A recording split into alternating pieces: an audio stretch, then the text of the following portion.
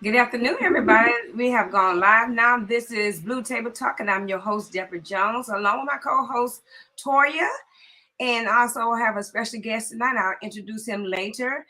But before we do all that, I do my housekeeping. And first of all, I want to prayers going out to Tyra Nichols, the death of Tyra Nichols, and to his family. The funeral service will be on tomorrow, so keep the family in prayer. You know that they five of the policemen were fired behind that incident, and they're looking at seven more. So keep the family in prayer because of that horrific incident that went on. Also, let's pray for the people in North Dallas for the storm and the blizzards that's out there. We get the hurricanes. North Texas get the blizzards and the snow and all that. I don't know which was worse. So I don't want to be in either one of them, but that's God's work. So I can't do another of that. But keep them in prayer, and you know, if they need, make sure that we supply their needs.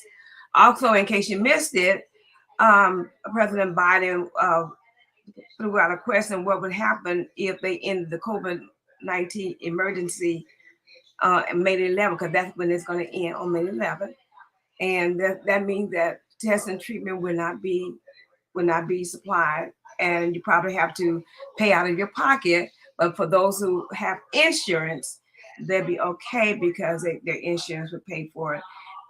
So let's keep that in mind as well. And that's May 11th. COVID is still out there.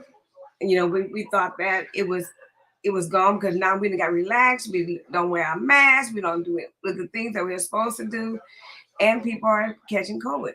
And because there are certain different variants that are out there that we are not aware of, but continue to wear your mask and everything. I just so happened to hug a lady yesterday at work, and so she said, "I think I have COVID."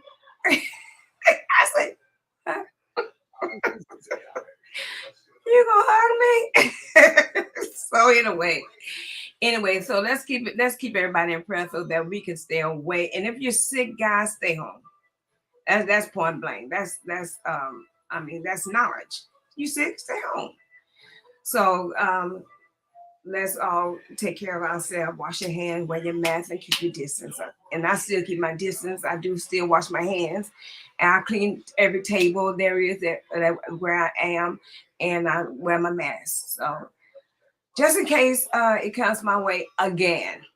So um, with that being said, I want to go ahead and introduce our guest for tonight, which is Gordon Williams. He is a professor at Lamar University. Hey, Gordon, how are you tonight?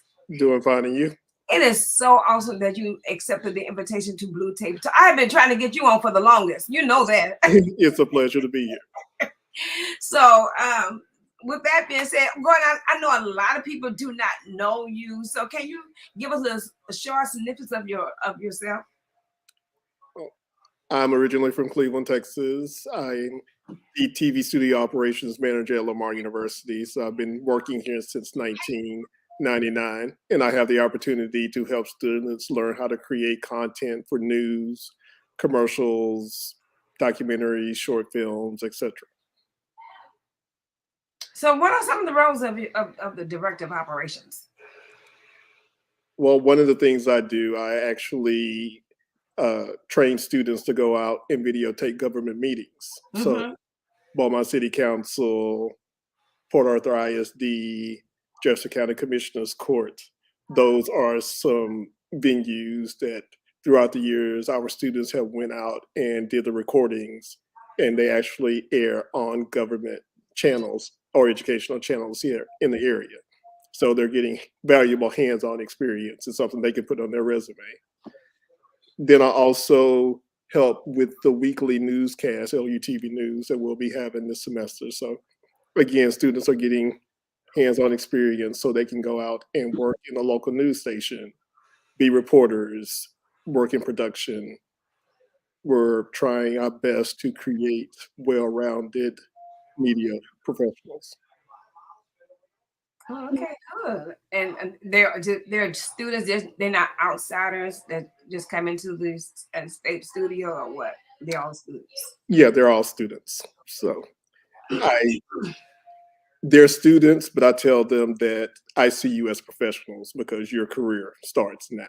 And you got to have that mentality when you're going out. So you're making an impression when you walk in these doors. Your work matters. We have people watching their work on social media, and people at the news stations are paying attention. So this is something that they need to take serious and make the most of right now. So now, let me go to my audience and talk and say something to them so they can share this video with us. Good afternoon, everyone. Thank you for joining Blue Table Talk tonight. Hey, Kathy. Hey, Terry. Hey, Cheryl. And I want you guys to go ahead and hit your share button because you know sharing is caring, and let them know that Gordon Williams is on tonight with and. He has some important stuff to tell us tonight, but they go ahead and hit that share button so that everybody can know that Gordon is on. Gordon, so what got you into this career of broadcasting? When I was younger, I would always sit and watch TV and just kind of wonder how it was all made and put together. I used to draw a lot when I was younger, so had that fascination with pictures and such, and I would write as well. So that curiosity just kind of led me here to Lamar University, and they were just bringing back the television program back in the mid '90s. So I had an opportunity to come in and learn, and I actually had a music video entertainment program called G Sharp Mm-hmm. that was from Lamar University, to where we played music videos, but we also covered things that were happening on campus and in the community. So how long have you been doing this? Uh, I say since 1996. In some way, I've been trying to create content, what I call professionally. Uh, Mhm. the TV show that we created here helped me get a internship at Black Entertainment Television. Oh, cool. So I worked on Teen Summit as a intern producer, which seems like a long time ago, but it was a good experience to be able to create content on a national level. I came back here and worked at Channel 12 for about a year, and then the position came open at Lamar in 1999. Since I've met you, you've always been this cool, calm, and collected guy. How do you keep yourself organized? Do I keep myself organized? You know, Gordon. I mean, when I met you, was like, Miss Jones, and blah, blah, blah. I'm like, damn. Oh, no. I guess it's kind of producer mentality, in the sense of, things have to be organized and things have to come together, especially when you're in a situation to where you're creating content. I'm working with a large amount of people at times with different personalities and such, and there's a lot to bring together. So it's working out that puzzle and making it all come together that I definitely enjoy. Uh, am I always cool, calm, and collected? No, but I'm very passionate about what I do. Right. So I think that shows. Mhm. And It does. yeah, It does. I mean, like I said, since I've met you, you look. I mean, I'm a type. I'm very observant. You know, before I even speak, I'm gonna watch you to see what you all about, and then that's how I'll say what's what. But well, I'm I was always wondering what you were thinking when I approached you about being in this documentary, and who is this and why. who is this man want me to be somewhere? I know I got talent, but like I said, you appear to be very calm, and so I mean we've been. I mean, every time we see one another, we're just hey going, hey Deborah, blah blah this and that, or when you call me, and even when you call me during the time of of the before we even uh came together as one, everything was just on the up and up. So I just don't talk to just anybody. Like I said, I'm very observant. You know, and when I walked up to see you, and then I feel good about myself, being around you. So it was all good. So, It's an honor to be on the show, and it was an honor to have you in the documentary and work with you on this project. oh, thank you. And I don't know how much I have to say, but thank you very much for asking me to be on the documentary. And so, but it was really, really, really, really. You know how I felt about it. Anytime you say Charles Paula, I'm gonna cry. So, what are the qualities that an operation manager should possess to be effective? Organization is definitely one of those things. I firmly believe that leaders should lead. I have issues with people that try to be in control. Mm-hmm. That's not helping the project that you're working on at that time or the people involved. So when I say lead, you're working just as hard as the people that you're working with. I just feel like that's something to model that keeps the people that you're working with inspired. If you're all going through the blood, sweat, and tears together, that brings camaraderie. Mm-hmm. You quote unquote sitting above people and looking down on them as if, yeah, you need to hurry up and get that done. No, you need to get just as dirty as Right. the people that you're working with. That's leadership. You have to motivate, you have to inspire, you have to encourage, you have to understand that people have different strengths. You have to lean into those strengths. And if they have deficiencies, figure out how you can bring them up. Right. Right. Let me talk to my audience again. Guys, this is Gordon, and he is the studio operation manager over at Lamar University. If there are any questions you would like to ask of him, please do so on the comment section of the page, and I can throw the questions to Gordon. So, okay, don't forget, we need those questions. Okay, is there anything you want to say, Latoya, before we go on? Go through. No, ma'am, I'm just listening right now.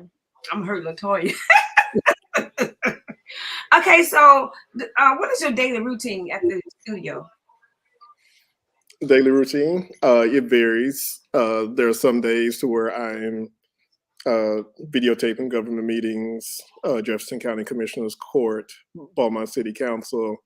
Most of those days, especially during the fall and the spring semesters, I'm working with students on various projects from uh, creating news to creating their own branded content. For example, we have students working on entertainment shows. We have this guy working on a show right now. It's called Tea with Tommy B. Okay. It's entertainment, covering local entertainment and stuff, and there's cooking elements and stuff like that. So I want them to have an opportunity to express their creativity. Right. So again, it's showing them what's possible is important. Mm-hmm. And a lot of people, a lot of students I work with at times, they look at things at other places that's not here and they don't think that that's possible. It's just like, no, you're here, there's equipment, you have creativity, let's figure it out Mm-hmm. and see what we can do. Hmm. How long is the I program? Oh, I'm sorry. Go oh, ahead. I'm sorry. I have a question for kids that are minors and they are looking to going into the film industry. What avenue would you say they could go in? Because they're too young to enroll in college, but it's their passion. Was You have this, you have a phone with a camera, Yeah. you can start telling stories right now But as between far as working the cameras, the same principles as far as shooting and shot composition and all those things okay. you can do with your phone. You right. don't have the expense, you don't have to have the expensive cameras. You don't have to, don't let that be something that stops you from getting started. Mm-hmm. There are tutorials on YouTube about filmmaking, uh, being cinematographers, being all these different elements, participating in the content creation industry. So people are shooting movies on their phone. Mhm. Technology is, the price of it is decreasing in the sense to where people are making short films and feature films for very low amounts of money or no budget film. So again, find out your resources, figure out what kind of story you can tell with your resources, and then find a way to get it done. What about listening? One person says, "Hi Terry, thanks for the question. How receptive are students to what you do, and how do you keep them motivated?" As far as keeping them motivated, I hope I'm providing some type of inspiration because I'm working. I'm a working professional. I'm a content creator. So if they see me achieve some level of success or such, I think that's inspirational for them, hopefully. But it's also proving to them that they can do it too. Mhm. So it's pouring that into their cup and making sure they have the tools to go out and be creative, being able to put their work on social media and get responses and for it to be shared, for people to go to the LUTV News YouTube page or the LUTV News Facebook page, for them to see their work getting response. That's also a great motivational tool. And also, if you could show mom and dad that, hey, I'm here in college, the money that you have invested in me is going to good work. I may be partying some Thursday, Friday, Saturday nights, but I'm also in the classroom handling business. Right. So, how long is the program for filming? Is there like a years, or is there months, or what? Well, it's a communication and media degree. You could choose a different emphasis if you want to go strictly film. You can do that. You can also do broadcasting. There's going to be some curriculum changes in the future, so some of those may merge together a little bit. But it's all content creation, whether Mhm. you're working on a TV show or a podcast or working on a short film or documentary. You can get the skills necessary to start your content creation career here. So, what would you do to an underperforming staff if your staff wasn't performing? What would you do with that? Just flunk them? No, I think it's kind of conversation. I would like to think good leaders are paying attention. Right. So if they see a student is having issues or a coworker is having issues, they're going to be observant enough to go talk to them, find out what's going on, because it may be outside situations Hmm. that are influencing what they're doing here and their productivity. So I hope that throughout the decades that this space in the TV studio has been a place for them to kind of break away from that, to come in and just learn and be creative and know that they have a support system around them Hmm. with fellow students, but also there's over 2 decades of students that have come through here. We call it our dysfunctional family. And Right. it's alumni that's willing to help. Some of them work in the professional media. They're able to help with internships, or they come back in Hmm. to speak. So again, they're making that connection of, okay, that person was here and now they're here. Hmm. I can do that too. And well, I noticed how you guys, collaborate when you were when you guys were doing the Charles Paul story. I noticed how you guys, if one person got stuck in the area, the other person, stepped in, and it was like quick. It was like clockwork. And I was like, okay, okay. You know, like I said, I'm very observant. You know, I watch you. I'm gonna watch your steps. I'm gonna watch your move. I'm gonna watch everything about you before I even push myself out. You know, that's how I am. So I that's think it's the level of respect that you should pay everybody, and a please, and thank you goes very far. Hey, can you move that light? yeah, Thank you. yeah. Just that level of respect that I think sometimes it's lost just in daily life that needs to, hopefully it'll be on the uptick at some point. So as far as your ideas, what have how have your ideas improved operations at Lamar, and what impact did you or do you have on? Um, I guess for me, and I wouldn't say that it's necessarily me. I just think it's this space that we have. I say that the receipts are people in the industry being successful. We just had a student, her name is Brooke Kirchhoffer, who was just named Louisiana Sportscaster of the Year. Okay. We have students that have worked at CNN, NBC, various stations across the nation. We have the receipts to show that we're doing good work here. Right.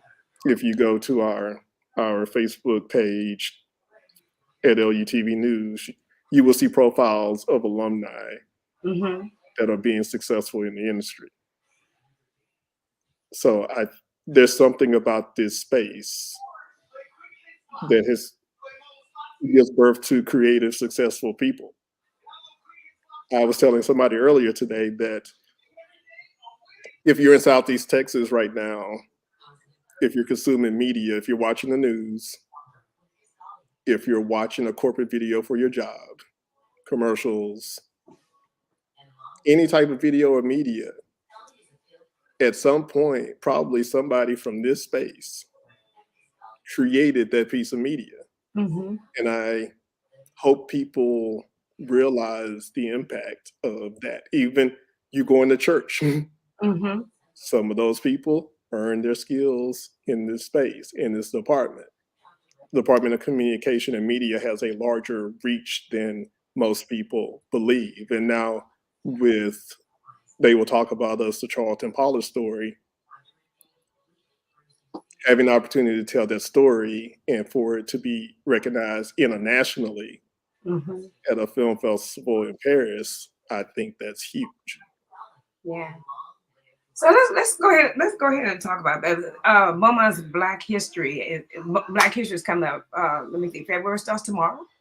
So we start Black History tomorrow. So Beaumont's Black History in moving pictures award winning The Example. You have The Example, and you have which is based on 1943 Beaumont's race riot, along with the documentary They Will Talk About Us, the Charleston Paula story, which is about the oldest Black neighborhood in Beaumont, which is the South End. Mhm. You Indeed. you produced that. So tell us about those two. Like, well, one is a documentary and one is a story, a movie. So tell us about both of them, if you don't mind.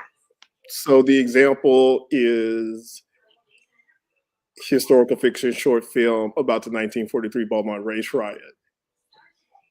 Years ago, back in the early 2000s, I found a line in a book that said there were race riots in 1943 in Detroit, Los Angeles, and Beaumont. And that was the only line in the book. I was not aware that that happened in this area. So started researching and started thinking, okay, we're going to do a documentary about this.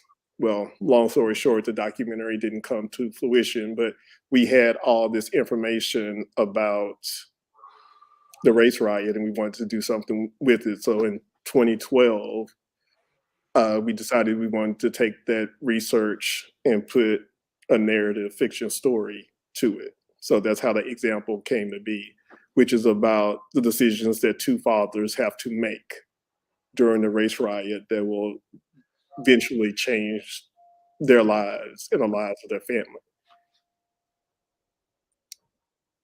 It's available on Amazon, so if you have the opportunity, go check it out. When people hear it's a race riot movie, they think that they have it all figured out, and it's just like, no, Hmm. get outside of that box. Take the opportunity to go see it. It's about commonality, it's about humanity, and it's about fatherhood. My fellow producers, Kenneth Dupuy and Wyatt Cagle, at that time were getting ready to be fathers, which made me think about the influence that my father had on me. Mhm. And the element of fatherhood came into the storytelling as well. What type of legacy are we leaving the next generation? So did you redo it, or is it like it was? It's the same way it was back when. Right, it is. So, due to things that happen in society, uh, the movie unfortunately has a resurgence every so often due to uh, narratives in the media that deal with policing or police brutality. Uh, Most recently, with the Nichols situation, I'm wondering how that is going to, But yeah, yeah, it's topical again. yeah, So it's going to be interesting being in that screening on Thursday, wondering what type of emotions will come from that. right. With They Will Talk About Us, it's a story about the most passionate residents of a community that I've ever experienced about a neighborhood that they love. Mhm. I learned so much from being a part of this project. The students that worked on this, the professionals that worked on this, were moved by what they learned on this project. Some of them were moved to tears during actual production. It's a powerful story about the Charlton Paula neighborhood and its origins and how it's built on the cornerstone of education and the businesses and how it thrived and the artists that came through on the Chitlin circuit. It's an amazing story, and there's no way we could tell the entire story. So this is just Documentary. the beginning of the story, and I'm hoping people go and research and find out more about Charlton Pollard. Why Charlton Paula? We were given money from ExxonMobil to create this documentary to help students get hands-on experience. So these students were paid like professionals to come in and work on this project.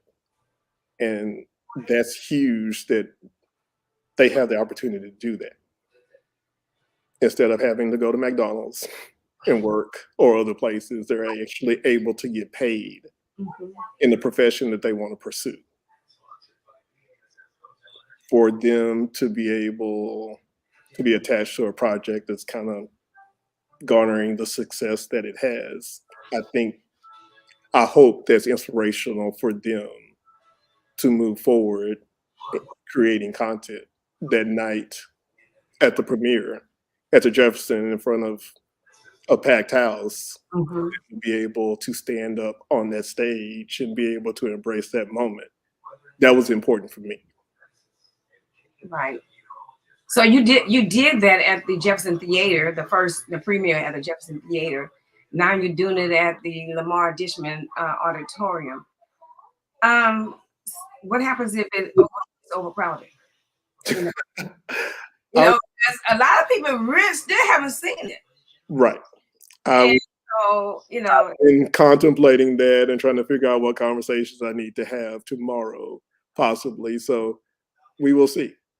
Um, Part of me feels like that's a good problem to have because people are interested in seeing these stories that did not exist before hmm because it gives insight into history, insight into people, insight into community. I just feel that builds understanding for all communities. Let's see what Terry Roy has to say right now. He said, being that Beaumont is a sports town, have you ever thought about doing a up to date sports documentary on the town being the football capital of the world? Actually, Beaumont being the first football capital of the world is actually mentioned in the Charlton Pollard documentary. So there's a small section of that. Um, People have suggested that there should be a sports documentary about this area. So many great names, just talent in all sports, and actually just entertainment or just successful people, period, have come from Beaumont or the Golden Triangle. And a few people told me that it would be great if those people were highlighted. Again, if you know your history, it opens up possibilities of things that you may be able to do because you may be able to connect with someone from the past that did it to let you know that it's possible. I'm looking at Beaumont being on the map as far as production and filming wise. You know, so Well, we do have a production community here, and I hope that people realize that people are making projects. The education that they get in the Department of Communication and Media is essential to that. But also, I'm hoping the production community will kind of rally around and get more organized and more professional in the sense of when other projects come to town that we're able to hopefully create a industry at some point or skilled laborers to where you know we're able to make more projects and get stuff done and hopefully make this benefits everyone in the area. well, just recently, the city of Beaumont opened the city to for anybody to come in to film, right? Yes, so Beaumont is working on that designation of being film friendly. So that means that there will be a group or entity connected with the city that will help productions come into the area and assist them in content creation production, but also hopefully also help the filmmakers that are here that are doing the smaller projects because I see it as one of those things to where you never know where that small independent filmmaker is going to be 4, 5, or 10 years from now. Right. It may be a $500 budget film because they're just starting out, but they might decide that they want to come back home Hmm. and they have 15 or $20 million to spend. That does nothing but help the community as far as hotels, restaurants. People need gas for cars. All these things that people don't think about with film production affecting a number of businesses and bringing in revenue and stuff. People should realize that it can be a larger impact to the community economically as well. Right. So you have anything to say? I don't want to keep talking and forget I have a No, co-host as well. no, I just had two questions. One of my questions were the race ride. Do you find yourself getting I know you said people get emotional, but do you also get angry, and how do you deal with that? I don't want to give it all away, but there was it was one of those things to where I wrote this script and the night of production there at Terrell Park, it was a very tense scene. And even though I wrote it and they were performing, the actors were performing it in front of me, I knew what was coming, but yet I still had to turn away. Uh, I think as a writer, you connect with characters and stuff that you create. And the pain that that character was feeling in that moment and that anger and stuff, I can definitely connect with. I think it's as a Black male, showing our emotions at times is not really welcomed, or people don't know how to handle it. Mm-hmm. So if you watch the example, I think you'll know what I'm talking about.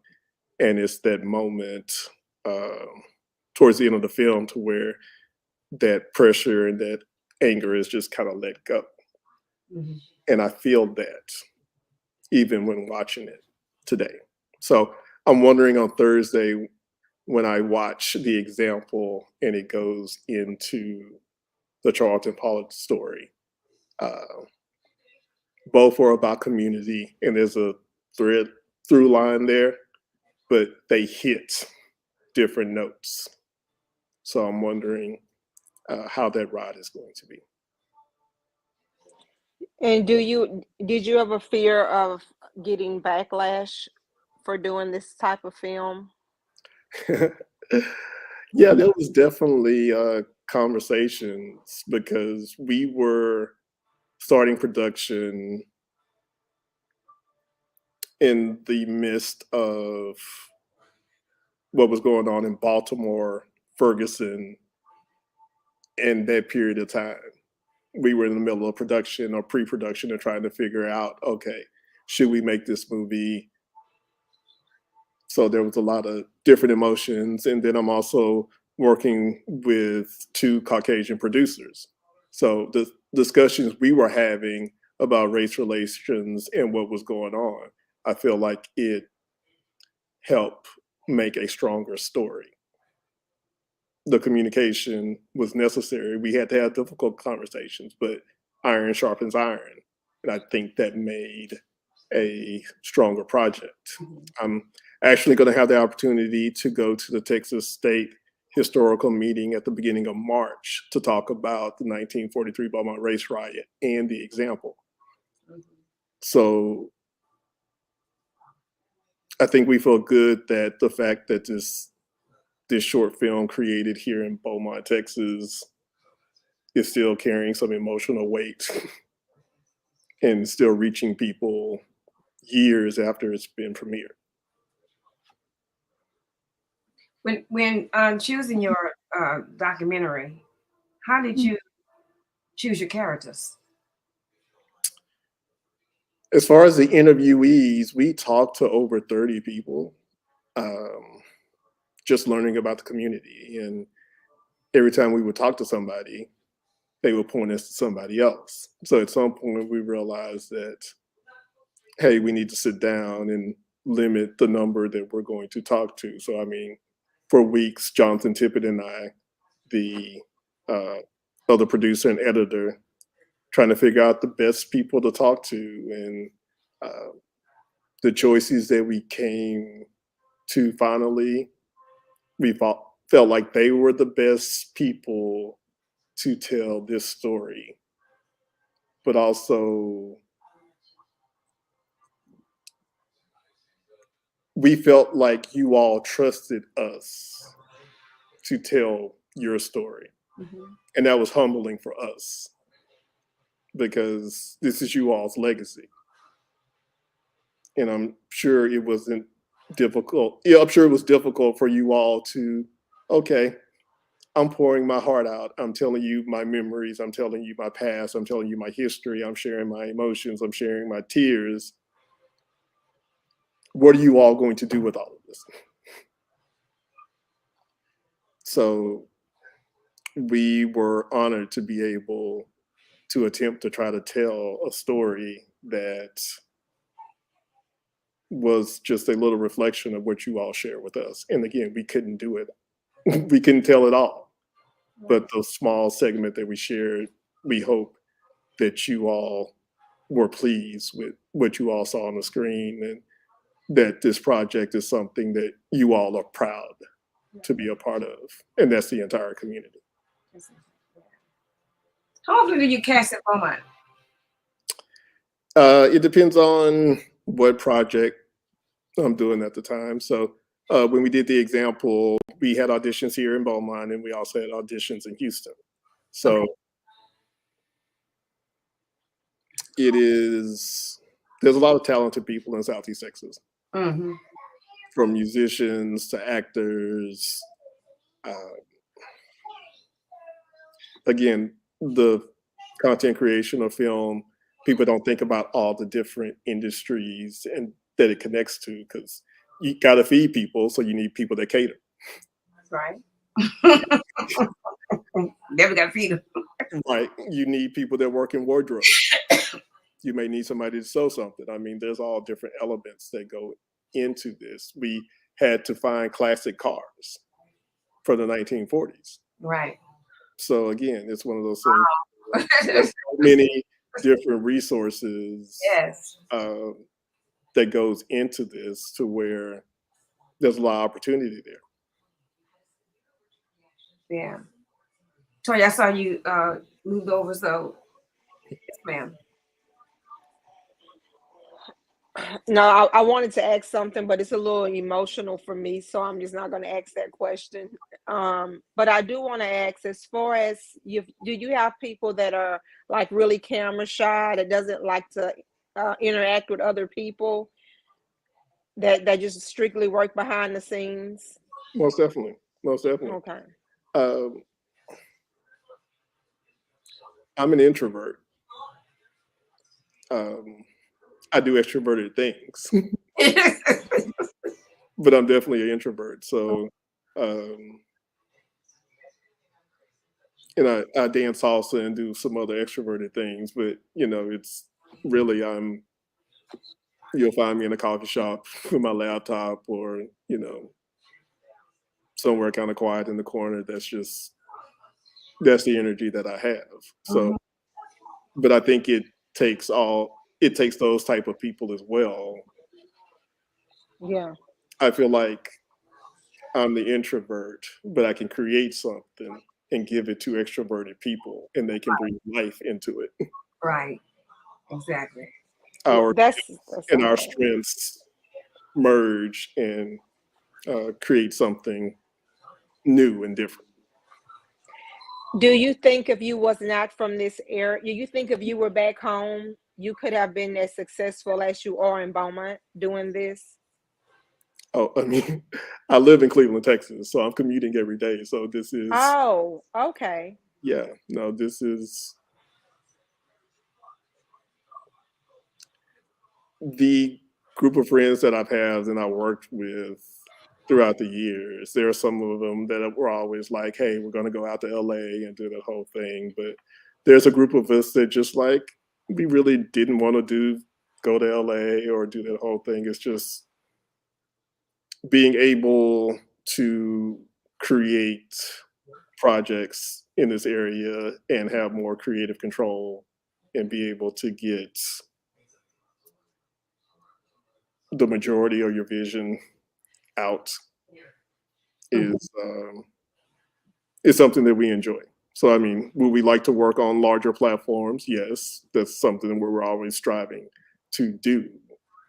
But with technology the way that it is, we can do a lot of great stuff here.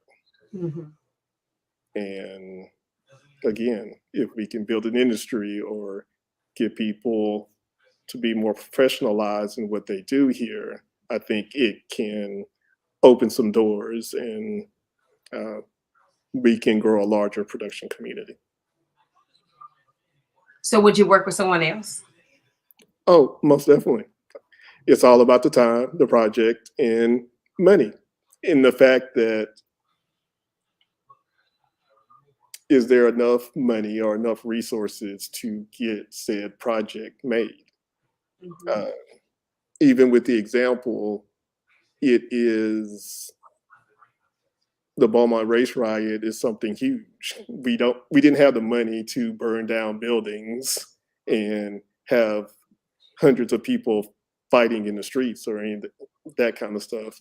What we did was we told a very intimate story between people at a roadblock. We shot at Terrell Park at night. Mm. It was a dark, deserted road. Yeah. You had to work with the resources that you have around you to be able Right. to tell the story. Right. Try not to let what we don't have stop us from being creative. Because if we would have set up and said, we really want to tell this story, but we don't have this and we don't have that, it never would have got done. Sometimes when you start the momentum and start working on a project, you attract things to help you be successful. Like we attracted those classic cars and people want. One of the owners was hesitant about this. He's just like, what is this whole movie thing? I don't know. I'll go out for a night. And we only needed him for that one night, but he came out every day of the production after that because he was like, this is a movie. This is cool. He's able to take pictures with the car on set and tell his friends about it and then invite them to the premiere. Right. Creativity is a gift that keeps on giving. And again, he didn't look like me, but through art and creativity, we had a chance to connect. And I think that's how you create community. Right. And I think it's the arts that actually do that better than anything else. Right. I know that you have a vision. And so there are people who don't have who won't share the same vision as you will. What do you do in that instances?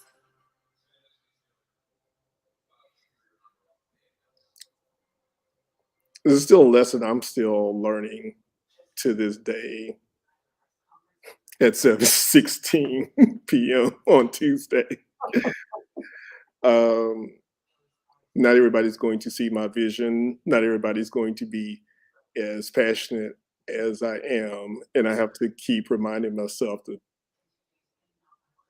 because that's really not my business.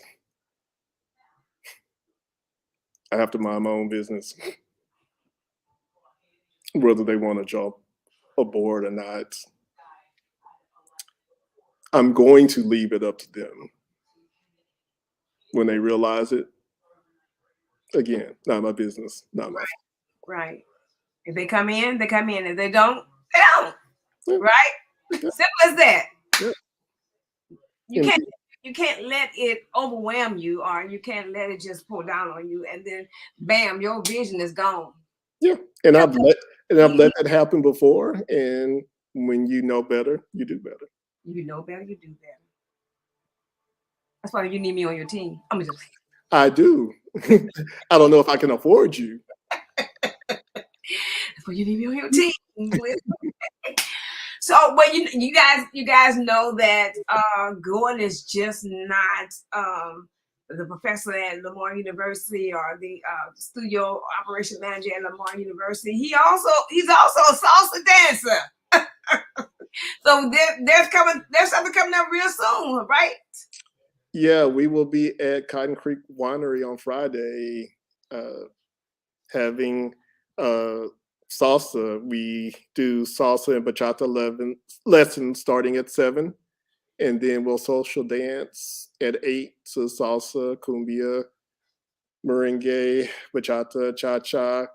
We throw in a couple of line dances at times. So it's a great place to kind of come, and even if you don't dance, just come in, get some food, have a glass of wine, and just kind of relax. Can you have some cranberry juice there? So I'm just saying. I'm just kidding. But it's as far as the next project, I'm kind of excited because I get a chance to kind of marry, my love of Latin dance and content creation. So I'm working on a documentary about the first night of salsa at the winery after the pandemic. Oh, okay. Cool.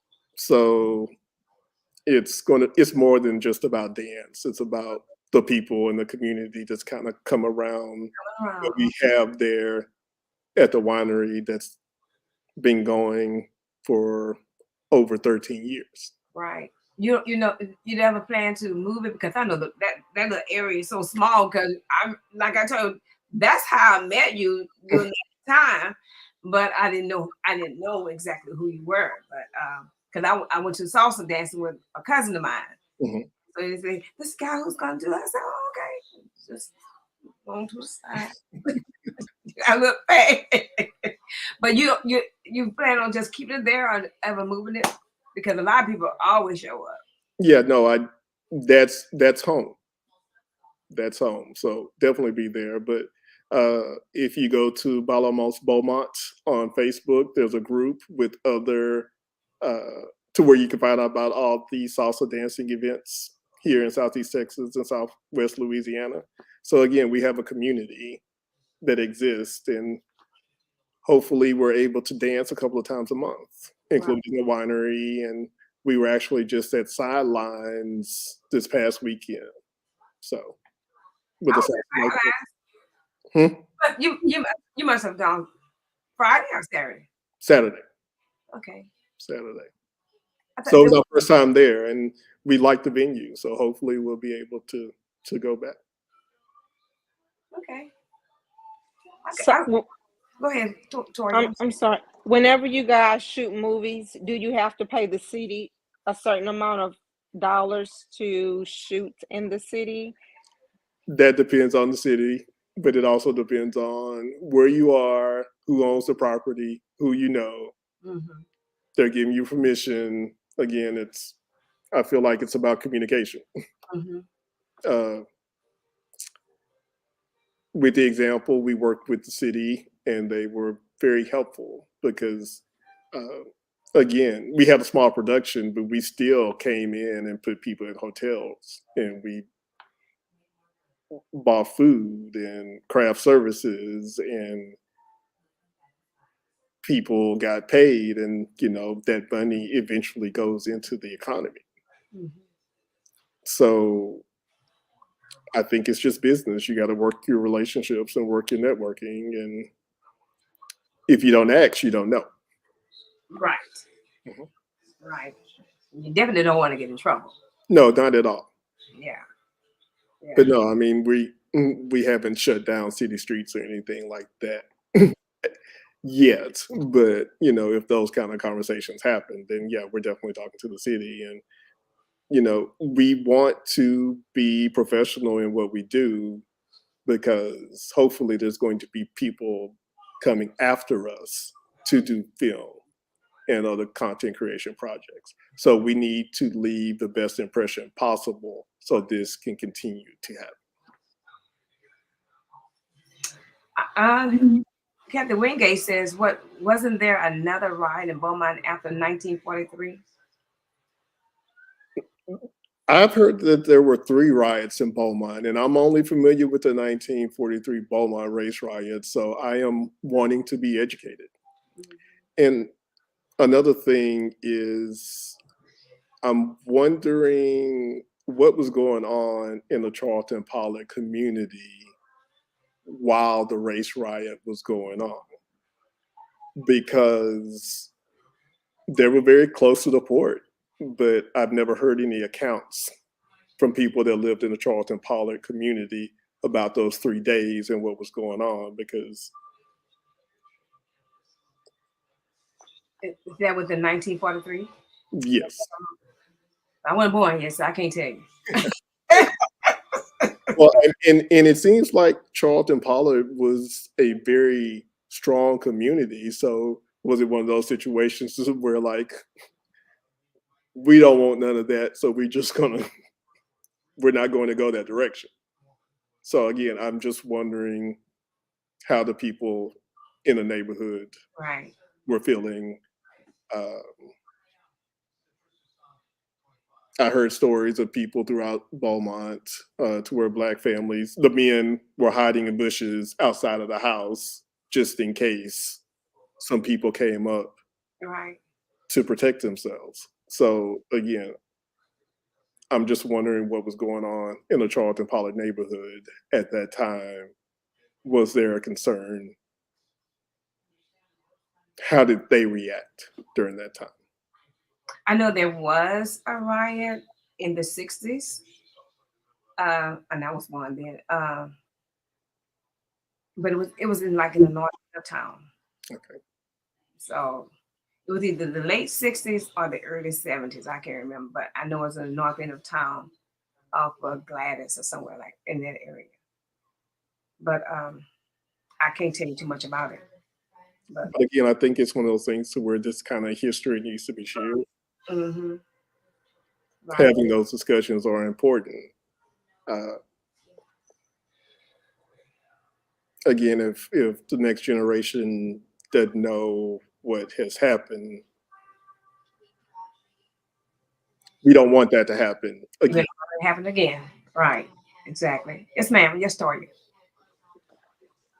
Oh no, I wasn't going to say anything, but I was just actually thinking, both of my grandfathers lived through those eras, and the stories that they would tell me, it make you cry, and it not also makes it make you angry, and seeing what's going on now, it just brings back memories of the things they told me that they went through. Mm-hmm. And I just wonder, like, would you do any type of movies about what's going on, like the young man who was just killed, or like James, or like George Floyd? Would you do a movie of that magnitude without being afraid? Um, I mean, there was some fear in creating the example. One of the things that we felt like with the example in 1943, with everything that was going on in Baltimore and Ferguson and with Tamir Rice in Cleveland, Mm-hmm. 1943 was further enough away in history to where people could have some type of context to where some people were comfortable thinking that, okay, nothing like this would happen now. The television would tell you different when you watch the news. Right. But when people get into movie mode and they're sitting there watching something on the screen in front of them, they're able to look at the old cars and they're able to get into the scene of being in the 1940s. They disconnect. It may not hit them until later when they're having discussions what they just watched, and hopefully they gain perspective and they have discussions, because again, we've always said that yes, it's great for the example to be on the big screen, Mm-hmm. but we really want it to be on the smaller screens in people's homes so they can have conversations with their spouse or their kids or nieces and nephews about the movie. And those conversations are important. We need to communicate. Right. Whew. So everybody, let's don't forget about the example and the so they talked about us, which is the Charles Paula story. It would be held on Thursday night at Dishman at the Dishman Auditorium at Lamar University, and it's at 5:30 p.m. And for any information, you can go to the Lamar University television at 409-880-8038 and speak with Gordon and his team. And so that would be it. Admission, is it free? It's free. Okay, admission is free. Now y'all familiar with free, right? The admission is free, and they talked about us, the Charles Apollo story. I've watched it twice, maybe three times. But I haven't gotten a chance to look at the example, but I will. So if you get a chance, and I guess I'm trying to see if Gordon can move it to another theater, because I know people want to see this. You know, we didn't expect that they was coming out the first time for the premiere. Remember? And they was packed house. It was a packed house. It was a beautiful thing to see people in their CP Letterman jackets and all the blue and white in the audience. It was an amazing night. Yes, it was an amazing night, very amazing night. So guys, get out there and see that. Very amazing. It would touch your heart. I know it touched mine. And the riot, like Tori said, it's something that's to your heart, dear to your heart, because back then, well, you want to get on it, but it hadn't changed, y'all. You can see right now what happened the other day with Tyron, I'm sorry, Nichols. So don't forget to keep his family in prayer. Um, the funeral is tomorrow, and so but yeah, let's come together as one community. Get everybody, get your neighbors. You go everywhere else, but you need to come and see this. Black History starts tomorrow, February. You know they only give us 1 month, so. But for me, Black History is 365.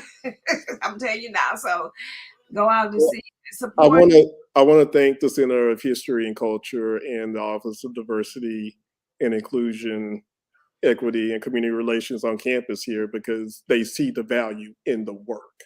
They want to provide a venue to show the work and actually have conversations. Right. That's powerful. Have these movies ever gone to a festival, film festival? So the example during our run, we were in over 35 festivals and picked up 13 awards. It's been shown on DirecTV and it's on Amazon now and picked up on some other streaming platforms. And with They Will Talk About Us, we're on festival 7 or 8, being we got into a festival internationally, and we're still waiting to hear about other festivals, and going to have the opportunity to show it at colleges and universities. So Prairie View A&M, Stephen F. Austin, and Sam Houston State. I'm hoping to confirm that soon, so we can have screenings of both projects on their campuses. Awesome, awesome. I am very respectful of people's time, and we on here for an hour from 6:30 to 7:30. I want to thank all my guests I want to thank my listening audience for coming on tonight, throwing out your questions and everything. Thank you very much. You guys are always supportive. Appreciate you guys. I have nothing but love for you. And Gordon, thank you so much for coming on tonight and speaking to our audience and letting them know what's going on in your community, what's going on in your life, as far as you pulling out these movies and supporting Black History Month and anything else, that you do and everything else that you do. I appreciate you. You know that anything that I can do for you, you can always you know how to contact me. Yeah, thank you. So thank you for accepting the invitation. Latoya, thank you, girl. I appreciate you. You always have my back, and I appreciate you for Always. coming in. Even though whatever going on, so you didn't feel well today. So, but you came on You're in. welcome. Yeah. Yes, ma'am.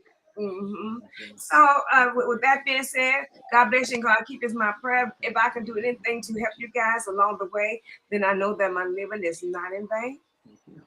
Smooches, y'all. Good night. You guys stay on, please.